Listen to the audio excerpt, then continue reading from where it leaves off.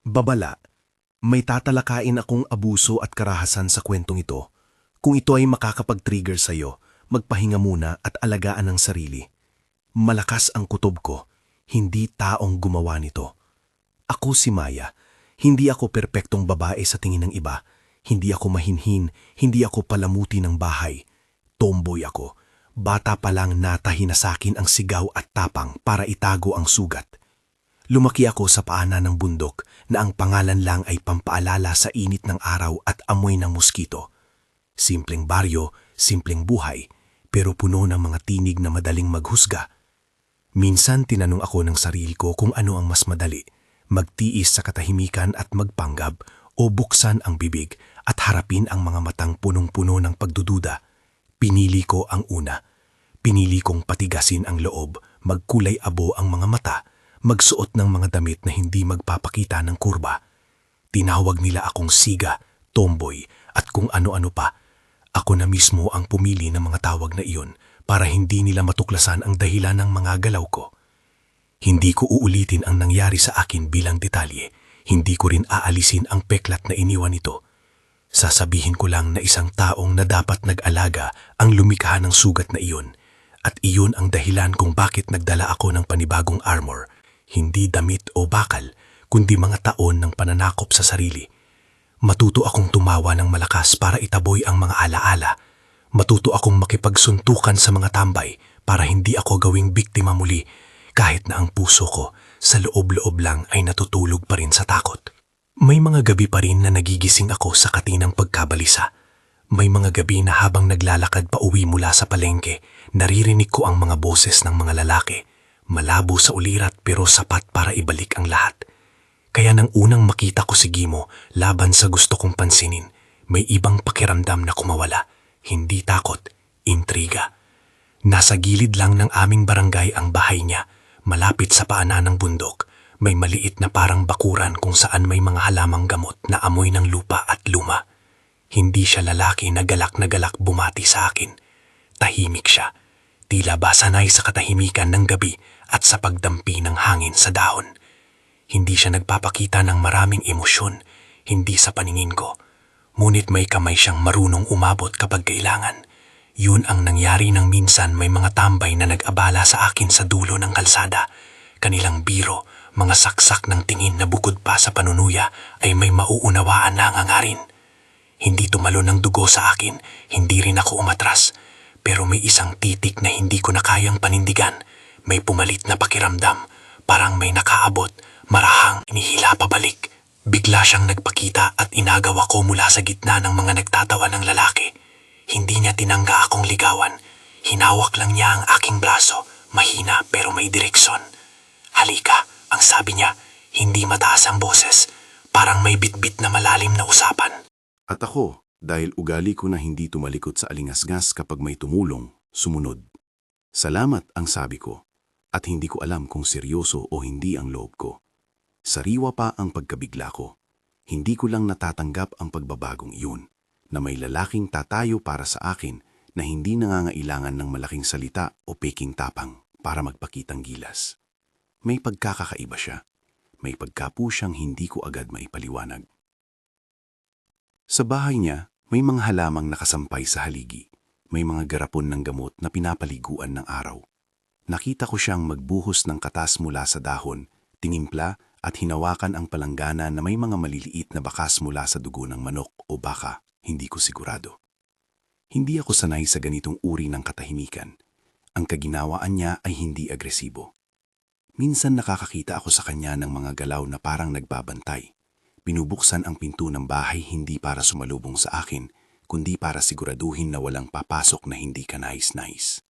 Marahil ay hindi siya isang bayani sa tingin ng iba, pero sa panahong iyon, sapat na iyon. Dito nagsimula ang kwento namin, hindi sa halik o sa malalambing na salita, kundi sa mga mahinang sandaling ipinagkaloob niya sa akin. Isang pindot sa likod kapag madulas ako, isang mainit na palad sa malamig na gabi, isang tahimik na pag-aabot ng pagkain kung minsay wala na akong pamasahe pa uwi. Hindi ko ito inakala. Ako na sanay mag-isa, natukso. Nagsara ang lahat ng pintuan sa akin dahil sa nakaraan. Ngunit si Gimo, sa maliit niyang paraan, bukas ng isa. Hindi iyon ginawang madalian. Maingat kami. May mga linggong kami lang ng bundok at ng huni ng kuliglig na para bang kami lang sa mundo. Hindi ako nagkunwari na hindi ako nagkakaroon ng nararamdaman. Nararamdaman ko. Hindi ko siya pinilit noon na aminin ang anuman tungkol sa sarili niya. May mga bagay na hindi madaling sinabi, lalo na kung alam mong pag-uusapan pa ng baryo kapag may kahit na anong kwento ng kakaiba. Ikaw ba? Hindi ka natatakot? Tanong ni Nardo minsang gabi habang umiinom kami sa tabi ng bintana ng karinderya. Nardo, kaibigan kong lalaki mula pagkabata, parang bossing sa pagkalinga. Siya ang uri na tatawa ka at sasandig kapag gusto mong umiwas sa dilim. Pinoprotektahan mo ba ang sarili mo dahil gusto mong manalasa sa iba o dahil natatakot ka? Tumawa ako noon, pilit, at sinagot ko na mas gusto kong maging alive kaysa mamatay dahil nagtiwala ako sa maling tao. Hindi ko sinabing sige mo ang mali. Alam ko lang, sa baryo, may mga usaping gumagalaw na parang apoy. Kapag isang issue ang sinabi ng isa, dalawa, tatlo, mabilis na nagiging inferno. Chismis. At ang chismis, sa amin, madalas nagsisimula sa mga nalulumbay na mata na naghahanap ng haligi upang punan ang kanilang pag-aalala. Siyempre may mga palatandaan. Minsan may nabubulok na manok sa paligid ng kubo niya kapag umaga.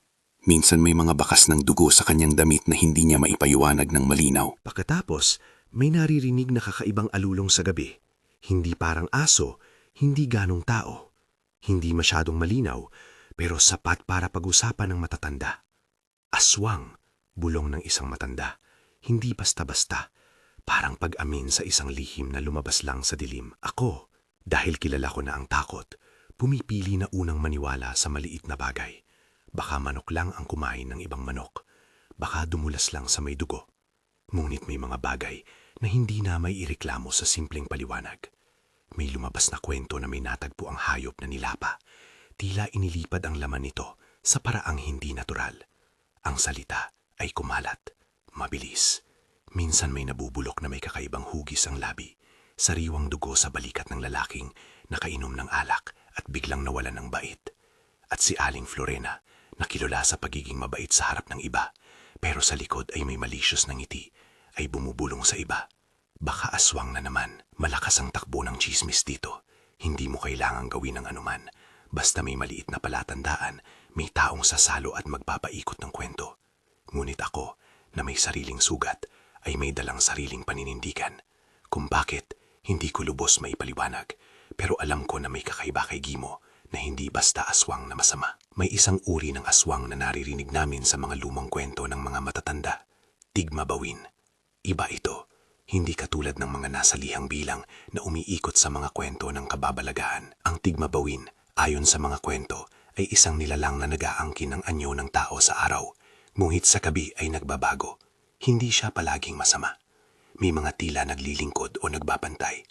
Mga nilalang na kumukuha ng kung kano ang kailangan nila mula sa hayop pero hindi umaangkin ng tao. Ibang klase naman ang aban-aban, maliliit na nilalang na parang kuba na lumilipat sa gabi at kumukuhang buhay. Ngunit ang mga kwento ng matatanda ay hindi palaging pareho. Ang baryo ay may kanya-kanyang bersyon. At kapag nagtagpo ang kwento ng isang tigmabawin at ng isang aban-aban sa iisang tahanan, nagkakaroon ng napakagulong kasaysayan. Pero bakit ka hindi patigil-tigil maniwala sa kanya? Tanong ni Ate Nelia, kapitbahay namin, sa akin minsan habang nag-aayos ng gulay sa may iskinita. Baka delikado, Maya. Kung aswang talaga siya, hindi mo alam kung ano ang gagawin niya kapag nagutom. Sumagot ako ng hindi matatag. Dahil ang totoo, gusto kong ipagtanggol siya dahil sa kung ano ang nakita ko, hindi dahil sa kwento. Nakita ko ang kanyang mga kamay na malumanay sa paghilom ng sugat ng manok. Nakita ko ang kanyang pag-aalaga sa mga halaman. Malayong malaat na pakiramdam ang bumalot sa puso ko kapag naalala ko ang mga nakaraan ko, kaya ang kabaitan niya ay naging tulay. Sabay na rin na may mga pagkakataon na nakita kong pumapasok siya sa gubat sa gabi. Minsan upot ng katahimikan kapag lumalakad siya. Minsan may dala siyang maliit na pranggana na parang may laman. Yun ang mga oras na napapaisip ako. Hindi ako nagusisa ng labis, natutunan ko ang pagtitiis. Pero ang baryo namin ay hindi ganun. May iilang mata na palaging nagbabantay, palaging naghahanap ng susunod na bagay na imaituro sa iba bilang dahilan ng takot. At kahit ako, sa kabila ng pagnanais na paniwalaan siya, May mga gabing hindi ko mapigilang magdamdam. Isang gabi, halata sa hangin ng pagbabago, may nag-iingay na kutob sa aking dibdib. Hindi akalain na ang kutob na iyon ay hahantong sa akin sa isang lugar kung saan kailangan kong harapin hindi lang ang mga tao ng baryo, kundi pati ang sarili ko. Nag-usap kami ni Jimo ng tahimik. May mga sasabihin ng tao, ang mahinang wika niya, habang kami ay nakaupo sa ilalim ng maliit niyang payong ng sampalok. Huwag mo ibigay ang sarili mo sa takot nila. Kung mananahan ka sa tabi ko, hindi kita hahayaang masaktan. Hindi iyon pangako na dapat abangan ng sinuman. Parang paglalagay lang ng isang lamparang hindi man nakakabighani, nagsisindi sa gabi. Na-appreciate ko yun. Dahan-dahan, nagbukas ang damdamin ko at naging katahimikan na nagbibigay ng katahimikan pabalik. Ngunit hindi pwedeng magtagal ang katahimikan sa baryo na madali ang husga. May araw na nagising ako sa sabayang pagkulog ng boses sa kalye. Mga tao nakapalibot sa isang bahay. May hawak na palakol, may hawak na binitin na pako sa kahoy. Hindi ako agad nakapagsalita. Ang aking puso, na ilang ulit na inaruga, ikinulong ang takot sa dibdib. Mabilis kumalat ang balita. May nakita raw na dugo sa kubo ni Jimo. May natagpo ang patay na hayop na nilapa. May nagsabing may kakaibang itsura ang babaeng nakita nila noong kabutihang loob, si Aling Florena, na may laging may ngitim nag-aanyaya ng mga mata. Pinilit kong manindigan, pinilit kong hindi tumakbo kasama ng iba. Ngunit ang kabaliwan ng tawag ng marami ay nakakahawa. Nakita ko kung paano naging hangal ang mga matitibay noon, pumapasok sa bahay na parang may konsensya na nag-aaway. May mga taong hindi nagtanong, tumalon na lang sa konklusyon.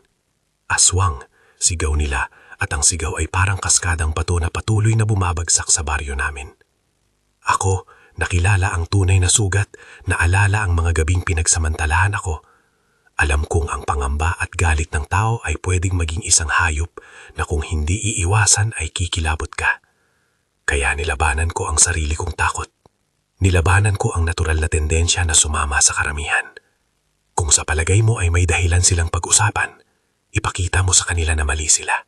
Sabi ni Nardo habang kami naglalakad pauwi. Huwag magpakatanga at magparaya. Kita mo naman si Jimo, hindi naman siya nang habuso sa hayop ng iba ng sadya. Baka may paliwanag.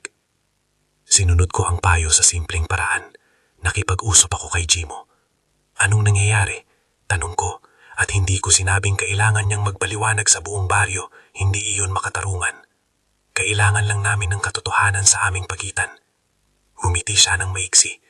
May pumupunta sa kubo ko sa gabi. Ang sabi niya, mga hayop. Dumarating at kumakain sa kakaibang paraan. Hindi ko maintindihan. Ginagawa ko ang makakaya ko para protektahan sila. Hindi ako para sa karahasan ng tao. Ang mga sagot niya ay parang mga piraso ng tela na hindi tugma. Inaayos ko sa utak ko ang mga piraso hanggat may liwanag. May mga gabi na pinapakinggan ko siya habang binubuo ang kanyang mga gamot, habang pinipiga ang katas ng dahon, habang pinapalamutian ng kanyang kubo ng mga simpleng anting-anting na gawa sa perlas at bakal. May hawak siyang maliit na punyal na may pulang perla sa hawakan. Hindi ko siniyasat ito noon, ngulit nandoon ang bagay. Hindi basta palamuti. May kwento ang perla, may gininto ang kulap. Hindi ko inisip noon na mangyayari, na lalo pang sisiklab ang mga pangyayari. Pero ang maliit na pagtibok ng kutob sa dibdib ko ay pinalaki ng bati ng mga kapitbahay. May tumutok sa amin. May mga lihim na lumalabas at nagiging armas. Isang umaga, may bumungad na panibagong balita. May natagpo ang kambing na tila tinanggal lang ang laman.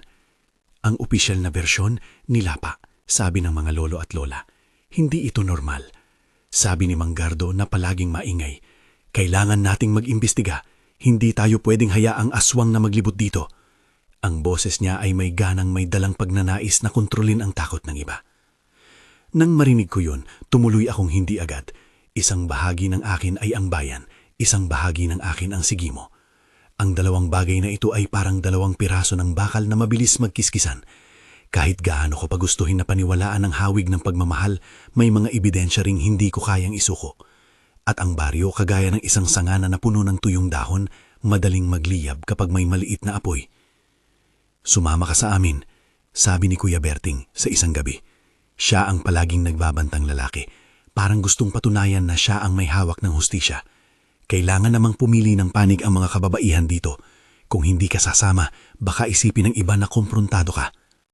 Tumango ako, ngulit may lamig sa dibdib. Hindi ako sang-ayon sa pagpatay. Naalala ko ang magasugat ng nakaraan ko. Hindi ako magpapahintulot na ang galit at panghuhusga ang magtakda ng buhay. Ngulit may isang bagay noon na hindi ko inaasahan. May napuno ng lakas ang mga taong dati ay tahimik lang. Ang mga kamay ng mga lalaki ay naging malalakas na palakol at ang mga mata nila ay naglalangis. Lumago ang tensyon. Nagsimula ang gabi ng pag-iingat. Naglakad ako ng mas madalas pa uwi. Sinigurado ko na may kasama ako, si Nardo o minsan si Gimo. Ngulit may oras na hindi ko na ikwento lahat sa kanila. May nasa loob ako na hindi matapang sabihin. May bahagi ng sarili ko na alam kung gaano kasakit ang magtiwala at masaktan. Isang gabi, hindi ko inaasahan. Nagising ako mula sa tulog na tila may sinigaw ang hangin. May kugon ng manok sa gilid ng daan. May mga yapak na hindi pamilyar. May mga tunog na hindi akin malaman. Hindi ko alam kung dapat ba akong magtaka o umiwas. Lumabas ako ng kubo at naglakad, dala ang maliit kong ilaw. Maari ko sanang tumakbo kung ako'y natakot, pero may isang tinig sa puso na nagsabing sumunod at alamin. Doong gabi, nakita ko ang bagay na hindi ko inaasahan. Nakita ko si Gimo sa gilid ng bakuran, nakayuko sa may maliit na apoy. Hawak ang isang bagay na mukhang laman ng hayop. Hindi iyon katulad ng nakaraan. Hindi siya nagulat nang makita niya ako. Hindi rin ako agad tumakbo. Tahimik kami. Tulad ng dalawang taong may sariling pasanin, nagtitigan at sinusukat ang hangin. Ano yan? Tanong ko. Boses ko parang nag-uusap na nagtatago. Hindi ako humihingi ng dailan ng malakas. Ayokong mag-isip agad ng pinakamalas na bagay.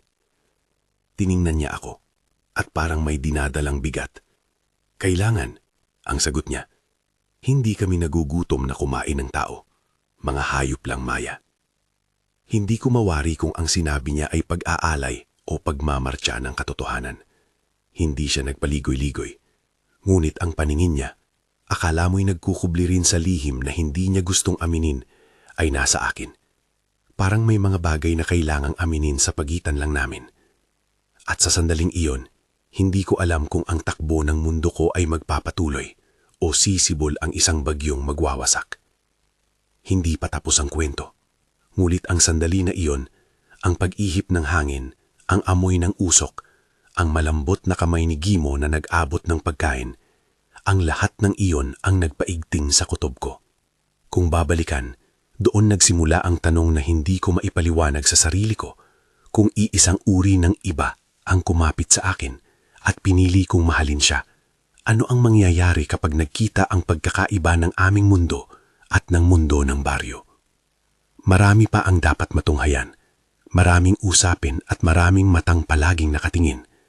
Ngunit sa oras na iyon, alam kong hindi na babalik ang dati kong katahimikan. Ang mga bulate ng tsismis ay nagsimulang gumala. At sa aking dibdib, may nagliliyab na hindi ko inaasahan. Pagkabighani na sinamahan ng takot. Pagmamahal na sinamahan ng tanong. Kung tutuusin, doon nagsimula ang serye ng mga gabi na hindi ko malilimutan. Gabi ng mga bulong sa kalye, gabi ng pag-aalab ng usapan, gabi na kailangan kong pumili kung sino ako at kung sino ang handa kong ipaglaban. Ngunit higit sa lahat, doon ko unang nasubukan ang tunay na kahulugan ng pamamahala ng takot.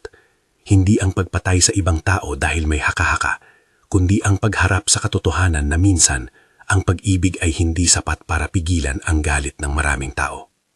Kung gusto mong manatili sa akin habang itutuloy ko ang kwento, kung nais ninyong malaman kung paano nagtapos ang gabi na iyon, kung paano nag-umpisa ang pag-atake, at kung sino ang tunay na tumira sa madilim na sulok ng aming baryo, mag-subscribe kayo sa channel. Samahan ninyo ako sa paglalakbay na hindi laging komportable, pero kailangan nating pag-usapan. Pagkatapos kong sabihin iyon sa mikropono, na parang nagbigay ng pahintulot sa sarili ko, bumalik ako sa gabi. Hindi ako tumakbo. Nanatili ako. Nakita ko ang maliit na apoy na unti-unting nagliliwanag sa mga mata ni Gimo at nakita ko ang maliit na punyal na may pulang perla sa tabi niya. Hindi ko inaasahang ang perla'y magiging sentro ng maraming bulong. Lumipas ang ilang araw at ang balita ay lalong lumala. Hindi ko kulangin ang mga kulisap ng baryo sa pagdala ng takot. May mga bata na hindi nangahas lumabas. May mga magulang na humahawak ng tinidor at sumasakay sa lansangan bilang proteksyon. Ang mga lumang matatanda na dati ay nagkukwento lang tungkol sa mga paniniwala ay nagsimulang magbago sa kanilang mga salita bilang parabang bintana na biglang nagbukas at papasok ang lahat ng bagay. Ako naman, sa kabila ng lahat ay nagpunyagi. Hindi dahil sa heroism, hindi dahil sa kataasan ng moral. Kung usapang pag-ibig ang tatanungin, hindi iyon ang dahilan. Ang dahilan ay ang katotohanan. May sariling dahilan si Gimo para sa kanyang mga galaw. Hindi lang siya kakaiba, may pinanggagalingan siya. Habang tinutuklas ko iyon, habang iniisip ko kung saan ako pupwesto sa harap ng mga pagpupursigi ng baryo, alam ko lang isang bagay. Ang kwento ay hindi magtatapos sa isang pulong o sa isang sunog. At doon, sa halo-halong tunog ng gabi, naramdaman ko na ang mga ugat ng aming buhay ay nagsimulang maghagis ng bagong anyo. Ngunit hindi pa ako handa ilahad-lahat. Hindi pa ako handa aminin sa sarili ko ang lahat ng nararamdaman. At hindi pa bukas ang huling kabanata. Ngunit ang mga paunang palatandaan ay malinaw. May pag-ibig na pinipili. May takot na sumusunod. May baryo na naglalakad sa bingit ng hindi magandang pangyayari. Isang gabi, habang nakatitig ako sa apoy ng aming palanggana, naalala ko ang sabi ng isang matatanda. Hindi lahat ng aswang ay halimaw at hindi lahat ng mabubuti ay ligtas sa kasinungalingan. At sa isang iglap, parang nabali ang linya sa pagitan ng minamahal ko at ng takot ng aming lugar. Tunay na kwento ito, hindi katang-isip lamang. Ngunit marami ang nakabukas na tanong pa rin. At ang susunod na araw ay magdadala ng mas mabibigat na sagot. Hindi na ako makatulog ng gabing iyon nang hindi alam kung ano ang bubunton ng umaga. Ang mga mata ng baryo ay tila nagbabantay sa bawat pag-ikot ng buwan. Ang mga labi nila ay naglalaman ng mga pangungusap na parang mga patalim. Kinabukasan, hindi na lamang bulong-bulungan ang kumalat, may sigaw. May mga naglalakad ng mabilis, mga kalalabasan na hindi mapakali. Sunog, sabi ng isang tao, at ang boses na ay parang tumutusok sa tenga ko. Bumilis ang tibok ng dibdib ko habang pinipisil ko ang hawak lang dampara. Si Nardo ang unang dumating sa kubo ko, nakaigib ng tubig at may puting pulbo sa mukha mula sa damong ginamit nila sa pagharang ng usok. Halata sa pangangatawan niya ang pagod at galit. Tayo na, ang sabi niya, malamig ang tono. Hindi pwedeng magtagal pa sila, kailangan nating pumigil. Sumabay ako kahit may isang bahagi ng aking nabustong tumalongton pabalik sa loob at itakap ang ulo. Naalala ko ang maliliit na kamay ni Gimo, ang pag-aalaga niya sa mga halamang gamot, ang malamig pero mabuting paghawak ng balat niya, at ang tahimik na pangakong hindi niya sasaktan ng tao. Naalala ko rin ang galit ng mga tao na parang apoy. Hindi mo na nakikita ang dahilan, kundi ang impluensya ng takot. Pagdating namin sa kubo niya, nagulat ako. Ang nasusunog ay hindi ganun kalaki pa noon, ngunit panibagong apoy ang sumiklab sa hangin at ang uso ay naghalo sa amoy ng balat na sinusunog. May mga tinig na nangaawit, mga sigaw na naguutos. Sunugin ninyo ang bahay niya, baka may loob siyang tinatago. Ang ilan sa kanila ay may hawak na patalim at palakol, ang iba ay may lintik na mata at nagmumura. Huwag ninyong sirahin ng ganun lang, sigaw ko, at simpleng salita lang yun, pero tila maalab ang tugon. Tingnan ninyo, may taong naninirahan dito. Binigay ng boses ko ang pag-ibig at kababalaghan sa isang kahigbigan. Ngulit sa oras ding yon, lumabas si Aling Florena, nakasuot ng puting damit na biglang nasa itim ay usok. Gumiti siya, isang ngiting pamilyar sa amin, parang lola na nagbibigay ng tinapay, parang babaeng nag-aalaga. Ngulit sa mga mata niya may kakaibang kislap at hindi kami nanghihinayang na tawagin siyang mabait noon. Ang mga tao, pinuno ng lakas at galit, agad na nag-aklas. Si Kuya Berting ang nangunguna. Kinuha na natin ang hustisya, sigaw niya, at may pumapalakpak na kamay. Habang nagsusumamo ako, may dumating na isang tinig mula sa loob ng mente, malalim at mahina. Huwag niyong gawin yan, ang sabi ng tinig. Tiningan ko at doon ko nakita si Gimo sa pintuan ng kubo, basa ang damit at may usok sa buhok. Hindi siya malikot, parang may sugat sa kilid niyong hindi ko agad matanto. Napaluhod siya at biglang may lumabas na ilang aninong parang mga paniki sa paligid niya. Nakaramdam ako ng lamig sa buto. Naglakad si Kuya Berting na parang nanghangahas. Ilan na ba ang kamatayan sa atin dahil sa mga ganitong nilalang? Pinalipad niya ang kamay at may tumigil na ulap ng usok sa paligid ni Gimo. Ang ilan sa kanila ay naglalakad palabas ng linya ng liwanag at may isang lalaking tumiga sa isang punyeta at sinisimula ng pag-aapoy. Hindi ko mapigil ang sarili ko. Tumakbo ako papunta sa gitna at sinubukang ipagtanggol ang pintuan. Hindi siya, sigaw ko, hindi siya kumakain ng tao. Hindi nagtagal, isang sulyap lang at sumiklab ang apoy na tila dumaan sa hangin. Ang kalooban ng karamihan ng naging apoy. Ang intensyon nilang sunugin ang bukid ay lumala. Naramdaman ko ang init sa balat ko at sa isang iglap ang alikabok ng abo ay bumalot sa mukha ko. May mga yumuko upang kunin ang mga lumang bagay na maaring lunas, asin, bawang, kahoy. May kumakanta ng mga orasyon, may nagdadala ng mga bagay na hindi ko maintindihan. Sa loob ng kaguluhan, may isang sandaling nagbukas ang mga labi ni Gimo at nagsalita siya ng mahina. Lumayas kayo, huwag niyo siyang saktan. Hindi marinig ng karamihan ng kanyang salita o hindi nila pinakinggan. Nakita ko ang isang lalaking may hawak na lata, may langis, lumapit at nagkalabit na nagwika. Sunugin natin siya. Isang sigaw, isang hagupit, at ang apoy ay sumiklab ng mas malakas. Sa kolektibong galit ng isang bayan, mabilis dumami ang apoy. Hindi ko inakala na ang mga taong nakakakita ng sarili nilang mga anak naglalaro noon sa kubo ni Gimo ay ngayon ay magiging mga hukbo ng kaparusahan. Pagkatapos ng kamaong iyon, may tumakbo at sumigaw, "Patay! Patay! Namatay na!" Tila ba may nawalang boses at may nagbalita na ang apoy ay kumain na nga. Tila ako'y umidlip sa pagkabigla. Ang mundo ko ay nag-ikot at bumagal. Ang mga tunog ay muling nagiging malabo. Hindi ko katanggap-tanggap na maniwala agad. Kaya sumunod kami ni Nardo at ng ilan pa sa mga pinukumpruntaan namin papunta sa bahay. Ngunit ang ilaw ay napakaliit at ang init ay umaalap pa rin. Pumasok si Nardo sa gilid at kumakatok sa mga piraso ng pinto. At doon, lumitaw ang katahimikan na ang tunog ng pag-ubo ni Gimo ay parang sumasalubong sa amin. Lumanghap ako. May dugo sa kilikili niya. May mga paso sa balat niya. Ngunit buhay siya. Naglatag kami ng kumot at pilit na inilapag si Gimo sa lupa. Ang puso ko'y kumakabog sa mga mata. Hindi iyon pareho ng pagkaawa. Iyon ay pangakong uhaw na di malamang maintindihan ng karamihan. "Akala naming patay ka na," bulong ni Nardo, halong galit at luha. "Bakit ka hindi lumabas ng mas maaga?" Ninitian ni Gimo ng maigsi, parang may maliit na liwanag sa loob niya. "Hindi ako umalis," ang sabi niya ng mahina. Sinubukan kong pigilan sila. Tinangkang sunugin ang loob ng kubo. Nakipaglaban ako sa usok. Hindi nila napigilan ang apoy, Maya. Hanggang sa magsunog ng bintana doon si Aling Florena. Siya ang nag-udyok.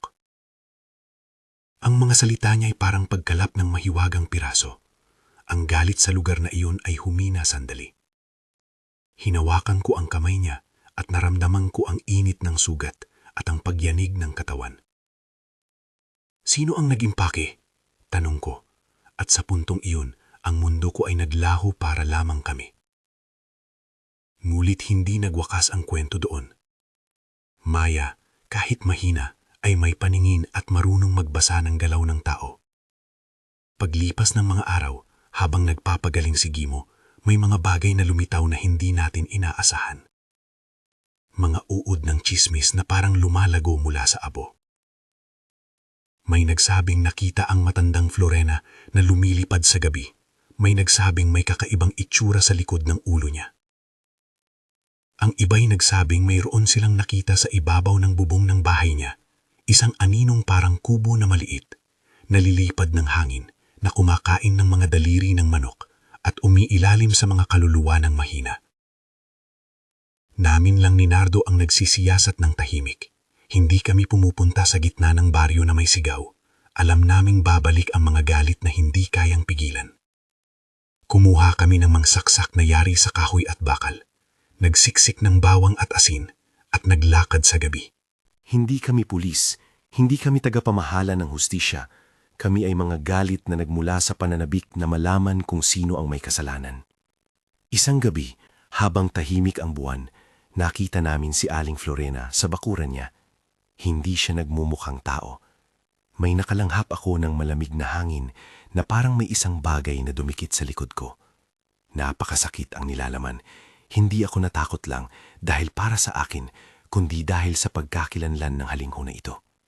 Lumapit kami ng palihim at nakita, hindi lang si Florena, kundi may mga hugis na kakaiba, mga anyong parang kulubot na lumilipad sa paligid niya. Muntik na akong sumigaw, ngulit pinigilan kami ni Nardo. Huwag muna, sambit niya, at ang boses niya ay naglalaman ng pang-uunawa at takot. Kung ang tigmawawin ay isa ring anyo na nagtatangkang bawasan ng aping daan, ang aban-aban ay iba. Ang aban-aban ay, ayon sa matatandang sabi, isang nilalang na maliliit, parang kuba, na kumukuha ng laman. Lumilipad ito sa gabi at naghahanap ng mahihinang nilalang. May mga matatanda na nagsabing ang aban-aban ay konektado sa dugo, sa galit, at sa pagbabalat kayo ng mga matatandang babae bilang kanilang maskara. Hindi ako naniniwala agad sa mga sinabi ng matatanda noon. Marami sa kanila ang naghahanap lamang ng paliwanag sa mga bagay na hindi nila maintindihan. Ngulit ngayon, sa aking harapan, hindi ako makatanggi sa aking mga mata. May nakita ako na hindi ko malilimutan. Si Aling Florena, sa harap namin, ay parang isang lumang kurtina na unti-unting natanggal ang takip at sa likod ng kanyang katawan na ito ay may isang maliit na kuba na kumikilos ng mabilis. May mga pakpak na parang manipis na tela, may ngipin na kumikislap sa dilim. Ang mga buto ng nilalang na iyon ay parang humahabi sa hangin. Ang mukha ng Florena, kapag hindi niya pakitang mukha niya bilang isang tao, ay lumawit at nagkaroon ng mga mata na parang mga uod. Sa sandaling iyon, hindi na namin itinago ang sarili. Tumakbo kami at sumigaw. Ang mga pananim ng pag-asa ko ay naglaho. Mulit ang pagtakbo namin ay nagbigay ng bagong pangyayari. Bumalik kami na may dala ng ebidensya, mga buhok na hindi umamula sa tao, maliliit na yapak at isang balat na tila hindi normal. Naging tahimik ang baryo ng sandali, na puno ng emosyon ng hangin, pagkasabik at pagnanais na linisin ang pangit na ito. Naghiwalay ang baryo pagkatapos ng pagpupulong ng matatanda. May ilan na naniniwala sa mga nakita namin at may mga tumanggi. Ang hangin ay parehong mainit at malamig at ang mga mata ng mga tao ay gumulong-gulong. Ang mga sigaw ay muling naglalaman ng pang-utos. Bastusin, huwag hayaan. Doon nagsimula ang planong masalimuot kaysa kahit ano. Muling nagkaroon ng plano si Kuya Berting, tipunin ng ilan at maglakbay sa bundok. Kung may nakatira sa loob ng gubat, malakas ang sabi niya, lalabas yan at magpapakita. Hindi tayo maghihintay ng pag-atake pa. Aayusin natin yan ngayon bago siya makasira ng buhay ng tao. Sa ganitong pagkakataon, naalala ko ang mga gabing pinagsamantalhan ako, ang bukas na sugat. Naramdaman ko ang pagod at galit na parang isang lumang tuyong puno. Binigyan ni Nardo ako ng tingin. Maya, mahinahong sabi niya, huwag mong isang tabi ang sarili mo. Kung sasabihin mo na hindi mo sasama, di ba dapat sabihin mo rin kung anong gagawin mo? Hindi ko alam kung bakit, pero may pakinggan ako mula sa loob.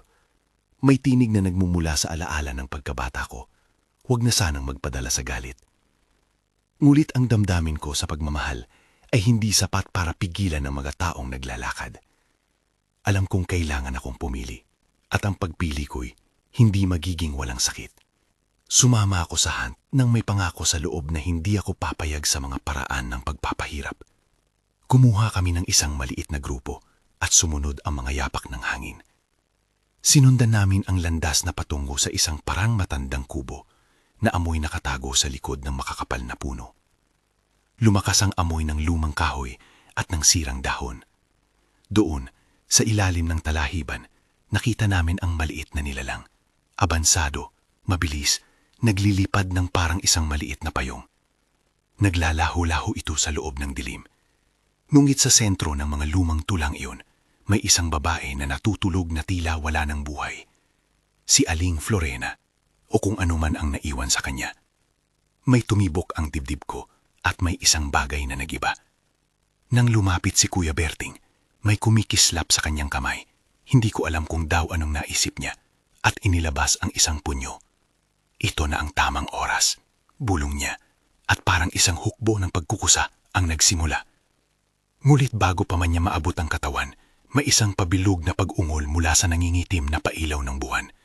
At lumabas mula sa dilim ang isang kamay. Hindi katuwiran, kundi isang aninong namatay. Nagdidilim ang paligid. Sa isang iglap, nagbago ang anyo ni Aling Florena.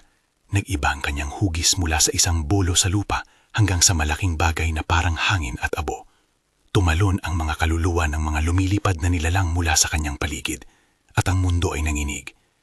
Narinig ko ang panahoy ng mga lumilipad, parang mga alulong ng walang katahimikan. Nakita ko si Gimo na nag-iyak ng malakas at sumubok lumapit. Siya'y sumubok ng dugo, may sugat pa rin sa dibdib niya mula sa nasunog na kahoy.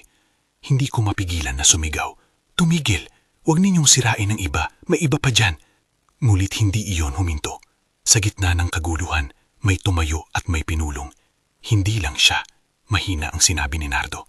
Hindi lang Florena ang dapat sisihin, may lumalabas na hiwaga sa likod. Alam mo na ang paghahaluglog ni Nardo ay hindi basta-basta. Nagtataglay siya ngayon ng kapangyarihan ng kalungkutan at ng pagiging palaban. Nagdesisyon kaming humarap sa bagay na iyon. Piniling sumama ang ilan sa amin at nagpunta na kami sa puso ng gubat, sa lugar kung saan ang liwanag ng buwan ay hindi umaabot. Doon namin nakita, sa ilalim ng isang malaking puno, ang isang maliit na pugad ng abo. At lumabas mula rito ang mga maliliit na anyong parang kuba, nagpapakita ng ngipin na kumikislap. Hindi kami tumakbo, hindi namin binitawan ng sarili sa usok at sa takot. Sa halip, kinakapa namin ang mga anting-anting na dala ni Gimo, ang maliit na punyal na may pulang perla. May bagay na kakaiba sa bagay na iyon. Habang hawak niya ang punyal, may lumabas na malamlam na ilaw, hindi malakas, hindi nakakasaklaw, parang isang maliit na ilaw ng kandila na lumilipat sa gitna ng mga anino. Ito ang gamit ng mga matatanda laban sa mga nilalang, sabi ni Gimo habang pinipiga ang hawak sa kamay niya. Sinasabing ang perla ay nagtatagda ng hangganan. Hindi nito kayang puksain ang taong may puso, ngunit kayang itaboy ang mga nilalang na umaabuso sa dugo. Habang papalapit kami, nag-iba ang tingin ko sa mga katabing kasama. May pagkakagulat sa kanilang mata. Hindi lahat ay naniniwala sa hiwaga, ngunit ang kanilang mga kamay ay may hawak ng mga kumot at kabalyong sinasagip para lumaban. Ang sinunod na nangyari ay hindi madali. Lumusong kami sa gitna ng isang banda ng mga aban-kaban at tigmabawin na naglalaban-laban, hindi ayon sa pagitan ng mabuti at masama, kundi sa pagitan ng kalikasan at kaguluhan. Sa oras na iyon, naalala ko kung paano ako nasaktan sa nakaraan. Naalala ko kung paano ako natutong magtanggol. Ngunit sa pagbabantay sa mga nilalang na iyon, nalaman ko na ang pag-ibig at galit ay hindi ang parehong bagay. Lumaban kami sa paraan na hindi namin inaasahan, hindi upang puksain, kundi upang itaboy. Ginamit namin ang perla upang magbigay ng ilaw at tumitigil ang mga aninong iyon sa piling ng liwanag. Sumiksik sila at naglungkot at may ilan na nagtatakpa ng muka. Ngunit mayroon din na hindi mapapigil. Sa gitna ng laban, lumabas ang isang malakas na anino, mas malaki kaysa sa ibang mga aban-aban na nakita namin. Ito ay may anyong nababalutan ng kumot na parang abo. Biglang naging malinaw, si Aling Florena ang sentro ng lahat. Hindi lamang siya isang panlabas na kasuklam-suklam, siya ang sentro ng isang matagal ng galit na nagtataglay ng kapangyarihan. Lumihis si Kuya Berting at lumuhod ng malapit. Hawak niya ang isang baston at ninyakap niya ito na parang sandata. Kung hindi natin ito papatayin, sigaw niya, laalala pa. Hindi ko siya sinaktan dahil sa takot ko sa dating sarili ko. Hindi ko inakala na may mananalanta ng ganito. Ngunit sumagot si Gimo ng tahimik. Hindi niya kailangang mangala. Kailangan natin siyang pigilan at palipasin. Ang kanyang mata ay may hangganan na hindi ko inaasahan. Ngunit ang mundo, sa oras na iyon, ay parang namumuo lang para sa isang sandali. Nag-umpisa ang huling bahagi ng laban. May mga nilalang na lumilipat, may mga nagliliyab na abo, at lumitaw ang mga tinig ng mga matatanda, mga orasyon at mga dasal na hindi relihiyoso, ngulit bahagi ng kultura. Hinawakan ko ang kamay ni Gimo ng mahigpit at nangako sa sarili. Hindi ko papayagan na mawala siya. Narinig ko ang pag-iyak niya sa pandinig ko, hindi dahil sa sakit, kundi dahil sa pagod at sa pangako ng nasabi. Habang naglalakad kami papalapit kay Florena, napansin ko ang mga kakaibang bagay. Ang kanyang tinig, kahit sa anyo niya mayon, ay parang umaawit ng isang awit na nakakapanlumo. Mga matiisin ang bulong niya. Sumama kayo. May kumikislap sa mga mata niya, parang ilaw na nakaikot sa gitna ng dilim. Hindi ko na alam kung hanggang kailan ng aming lakas. Ngunit sa isang galaw na tila nagmula sa 20 taon kong paninindigan, hinugot ko ang punyal na may perla at hinawakan ng mga salita sa aking bibig. Hindi ka ang magpapasya sa buhay ng iba, sabi ko sa kanya ng mahina. Hindi ka ang magtatakda ng hustisya sa paraang Pilipino. Ang aking boses ay pinalakas ng mga alaala ng pagkabata. Ang puwersa ng sugat na nagpapaalala sa akin ng kahinaan ng mga tao. Naglakad ako papalapit at sa sandaling iyon parang bumilis ang daigdig. Ang mga kamay ng maliit na nilalang iyon ay kumagat sa hangin at may isang tumpok ng abo ang bumalot sa kuko ng aking punyal. Sumigaw si Florena ng malakas, hindi ng tao kundi ng pagkapunit ng isang bagay na nagdudusa. Ngunit hindi ako titigil. Hinawakan ko ang hawak at lundagan ang punyal ng may buong tapang. Hindi ako magdadetalye ng sandaling iyon sa paraang grotesko. Hindi iyon ang layunin ng aking kwento. Ang isang dahon ng alaala ay naglakbay sa aking isip. Ang pag-iyak ni Gimo, ang pasa ni Nardo, ang mga mata ng mga bata na nanunood mula sa malayo. Sa iilang saglit, naramdaman ko ang pag-iiktim ng aking katawan at ang punyal ay sumilakam. May isang sigaw, may isang pagyukod ng hangin at tila nagwasak ang anyo ni Florena sa maliliit na piraso ng abo. Ang mga atomo ng kanyang katauhan ay lumipad na parang alikabok at nawala sa hangin at tutulad ng mga salita sa mga matatanda. Unti-unti itong naglaho. Pag-uwi, walang pag-iyak agad. Ang mga tao ay napahinto, nagkamalay sa kaguluhan na kanilang idinulot. May isang katahimikan na bumalot sa amin na puno ng pagsisisi. Ang mga matang dating nagliliyab ay mamula at hitik ng luha. Ang ilan ay lumuhod at nagsunog ng kandila. Ang mga kababaihan ay nagsimulang humagalgol at ang mga lalaki ay napuno ng pag-ungol ng konsensya. Nang matapos ang alon ng kaguluhan, tumayo si Gimo, sugatan man, ngunit buhay. Hinamakan niya ang kamay ko at mura ko nang naramdaman ang pagkatas ng dugo sa pagitan ng aming balat. Hindi kita iiwan, ang kanyang boses, parang isang pangako at isang paghingi ng paumanhin. Nagkaway ako nang hindi nalalaman kung sino ang hahanapin. Ang mga mata ko'y napuno ng luha at saya sa parehong oras. Naalala ko ang mga gabing pinagmultiply ang pintig ng puso ko sa kanya. Siya ang lumabas sa gitna ng dilim upang ilayo kami sa panganib. At siya ang lumakad pabalik mula sa apoy upang ipagtanggol ang akin. Hindi nagtagal ay dumating ang hamon ng pagsisi sa baryo. May mga kumalansay ng sariling mga pagkapuot at may mga nagluhod na lumapit at humingi ng kapatawaran. Si Kuya Berting, ang nag-udyok sa pagsunog, ang unang lumapit at bumagsak sa harap ni Gimo. Patawarin mo kami, ang sasabihin niya bentang dila at luha. Hindi namin alam na bigla kami. Hindi ko hinayaang ang mga mata niya tumingin sa akin ng maraming sandali. Alam kong kailangan ng pagsisi, ngunit hindi ko rin hahayaang ang kawalang katarungan ay malimot. Ang baryo ay nagpaunlak ng panata na hindi na mauulit ang ganitong kalupitan ng basta-basta. Ang simbahan at ang mga barangay officials ay nagdaos ng isang simpleng pagdadaos ng pagsisisi. Hindi ko inasahan ang laki ng pagod ng mga nakikilahok. Ang ilan ay nagdala ng pagkain. Ang ilan ay nag-alay ng kandila. May mga pumirma ng dokumento ng paghingi ng tawad. May ilan na nag-alok ng mga pera para sa pagpapagaling ni Gimo at para sa isang mausisang bakuran. Nang makita ko ang mga mata ng mga nagdadala ng tulong, nakita ko ang kababaw ng pagsisisi, hindi ang malalim na pag-unawa, ngunit sapat upang itama ang pinakamasama. Sa pagtahak sa mga sumunod na buwan, inaralan namin ang pangyayari. Hindi lamang namin pinatawad si Gimo, kundi pinangatwiran namin rin ang pagbabago sa baryo. Nagkaroon ng mga pulong tungkol sa kung paano haharapin ang takot at kung paano hindi magpapadala sa bulong-bulungan. Si Nardo ay naging bahagi ng mga pahayag at siya'y naging isang tagapagmasid ng pagkukusa para sa apayapaan. Napagtanto ng lahat na ang galit ng tao ay madaling magpadala ng hindi napipigilang kalakaran na nagdudulot ng pagdurusa sa inosente. Sa personal na antas, naging mas mabigat ang sugat ni Gimo. Nagdaan siya sa pilit na pagpapagaling.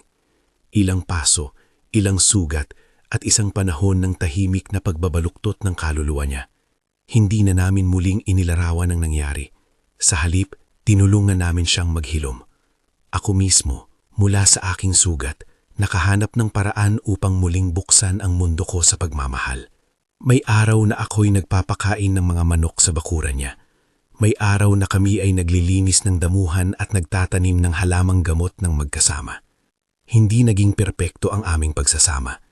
May mga gabi pa rin na ako'y nagigising sa mga nangyari noon at napapaisip. Ngunit ang mga piling gawa ng kabutihan ay nagsalba sa amin mula sa pagkawasak. Habang nagdadaan ang panahon, dumating ang araw na nagpakasal kami. Hindi ito isang marayang pagtitipon na may maraming bisita. Ito ay tahimik. May mga tanikala ng simpleng kasiyahan at pagdiriwang. Ang ilan sa mga taong dati ay nagtaguyod ng apoy ay dumating. May mga duguan pang mata, ngulit may pasensya at pagpapakungdaba. Ang aming kasal ay simbolo hindi lamang ng pag-iibigan, kundi ng pagpili na mamuhay sa kabila ng sugat ng nakaraan. Nagkaroon kami ng pagkain, ng konting alak, at ng isang maliit na handog ng awit. May ilang pang nagpaalam na hindi sila komportable, ngunit karamihan ay dumalo. Sila'y nagsama upang makita na ang pagmamahal ay may kakayahang gumaling. Nakaraang taon, dumating ang pinakamatamis na biyaya, isang anak na babae. Nakita ko ang mukha ng isang bahagyang pagkabigla at dali na napuno ng liwanag. Ipinaalala sa akin ng mga mata niya ang pag-asa. Tinawag namin siyang Tala dahil siya ang aming liwanag sa gabi. Isang kwento ng pag-asa na ibinabalik namin sa mga tao na minsang natakot. Sa paglipas ng taon, ang baryo ay nagbago ng dahan-dahan.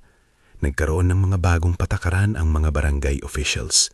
Mayroong konting programa ng pangangalaga at pag-aaral tungkol sa folklore, kung paano hindi lahat ng kakaiba ay masama, at kung paano ang mga lumang kwento ay dapat pakinggan ng may pag-iingat.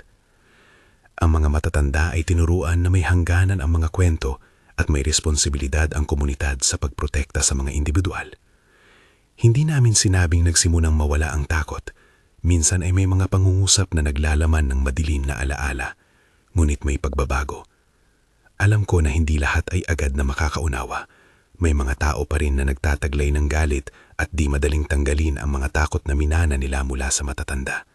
Ngunit unti-unti, ang mga mata ng mga tao ay nagbukas.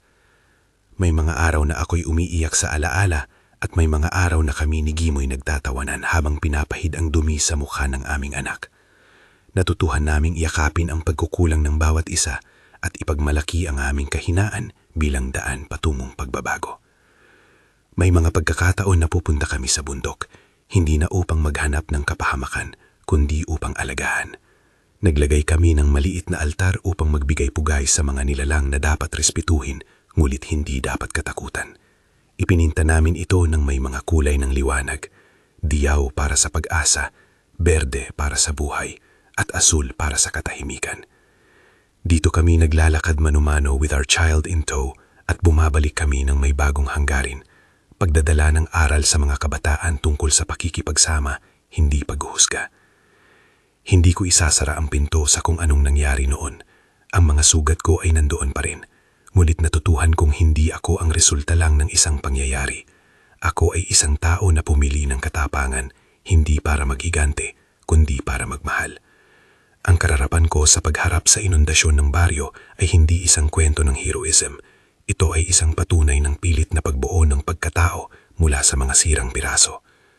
Kung inyo akong tatanungin kung paano ko naging babaeng pinili ng aswang bilang aswang, sasabihin ko ng tahimik, hindi ako pinili dahil iba ako, kundi dahil may isang lalaking kakaiba sa paningin ng karamihan na nagbigay sa akin ng pagmamahal at pag-alalay at pinili kong manatili sa kanya. Ang aswang sa kwento namin ay hindi simpleng demon. Ito ay simbolo ng kung paano ang pagkakaiba ay tinatrato ng takot. Ang tunay na halimaw noon ay ang pagkapusok ng tao sa galit, hindi ang mga nilalang sa dilim. Sa huli, ang baryo ay nagkaumamaan. May mga luha, may mga pasya, at may mga pangako na hindi madaling tuparin. Ngunit lumalakad kami ngayon ng may kaunting pag-iingat at may higit na malasakit sa isa't isa. Ipinapakita ko sa mga kabataang babae na hindi dapat iwanan ang sarili sa kamay ng iba na gumagamit ng lakas at panliligaw para manakit.